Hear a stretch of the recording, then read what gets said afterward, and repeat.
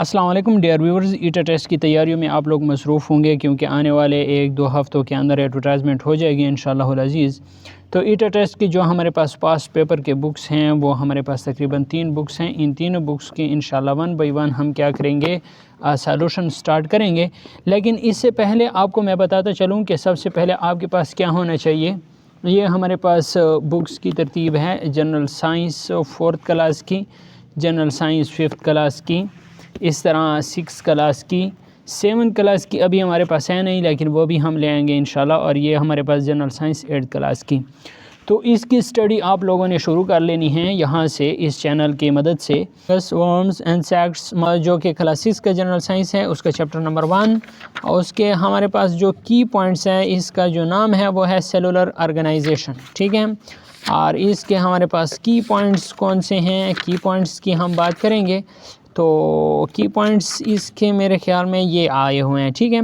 Cell is the structural and functional unit of living things. Cell हमारे पास structural और functional unit है living things की। दूसरा हमारे पास है some structure are common in a plant and an animal cell.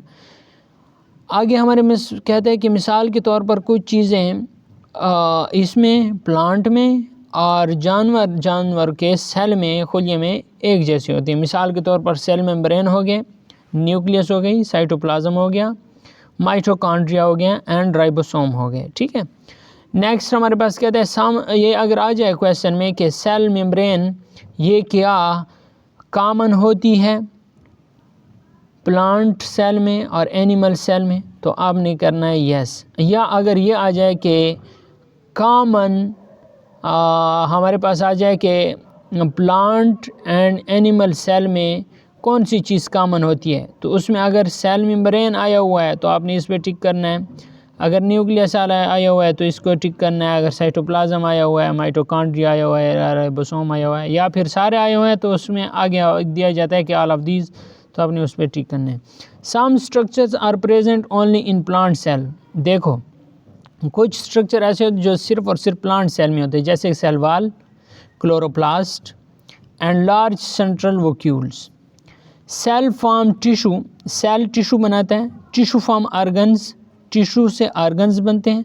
Organs form system, organs system बनाते हैं। And organ system form an organism, और ऑर्गन सिस्टम हमारे पास ऑर्गेनिज्म बनाते हैं। All organ system work in coordination with each other to perform the life process. इसमें हमारे पास जो पहला चैप्टर के MCQs हैं उसको हम डिस्कस करेंगे। सो ये हमारे पास क्लास 6 का जो ये है चैप्टर नंबर 1, उसका जो हमारे पास MCQs हैं पहले चैप्टर के। ये कहता है which one of the following is absent in an animal cell.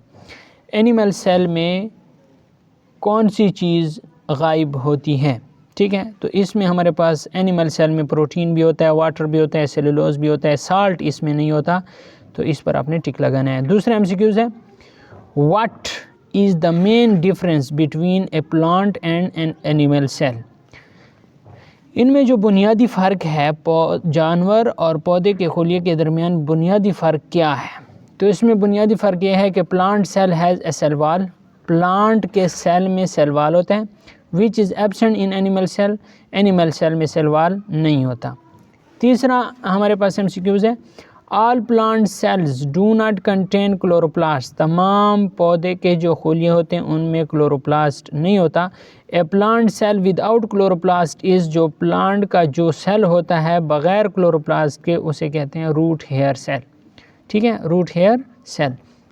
चौथा नंबर का MCQs है which of the following organelle is responsible for carrying the genetic information inside the nucleus. तो चौथे नंबर के MCQs कहता है कि न्यूक्लियस के अंदर जीनियाती मालूमात ले जाने के लिए मंदरजा झेल अज़ा में से कौन ज़िम्मेदार है, तो इसमें ए ऑप्शन क्रोमोसोम ज़िम्मेदार होते हैं। ये हमारे पास करेक्ट ऑप्शन है। पाँचवें MCQs है which one of the following trap sunlight energy for the process of photosynthesis. खुराक बनाने के दौरान कौन सी चीज़ सनलाइट की एनर्जी अपने अंदर ट्रैप करती है, तो ये क्लोरोफिल है, ठीक है। डी ऑप्शन यहाँ पे करेक्ट है। छठा नंबर MCQs है imagine if you had no bones, ये कहता है कि आप तसव्वुर करें कि अगर आपके अंदर बोन्स नहीं हैं, what would happen to you, आपके साथ क्या होगा, यू वुड बी फ्लॉपी, आप क्या होंगे, फ्लॉपी होंगे। 7वें नंबर के एमसीक्यूज़ है, one of the following is the correct pathway of organisation. ये मैंने बताया हुआ है पीछे कि आपने किस तरह इसको याद रखना है। मेरे ख्याल में यहाँ पे था कि all organ system work in coordination each other. ये है सेल फॉर्म टिशू, सेल से टिशू बनते हैं, टिशू फॉर्म ऑर्गन, ठीक है, सेल टिशू फिर ऑर्गन, जो ये है सेल टिशू ऑर्गन फिर ऑर्गन सिस्टम, यानी डी ऑप्शन हमारे पास करेक्ट है, जो कि की पॉइंट से आया हुआ एक एमसीक्यूज़ है। Liver is a part of, liver एक हिस्सा है डाइजेस्टिव सिस्टम का, ठीक है।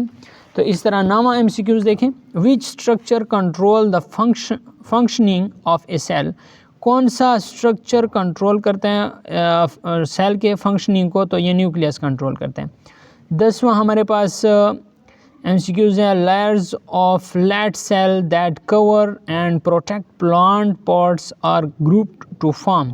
तो एपिडर्मल टिश्यू होते हैं, और ये मतलब क्या है इसका मतलब ये है कि हमवार खुलियों की परतें पौधे के हिस्सों को ढांपती हैं और उनकी हिफाजत करती हैं, उन्हें ग्रुप करके बनाया जाता है, तो ये एपिडर्मल टिश्यू कहलाते हैं।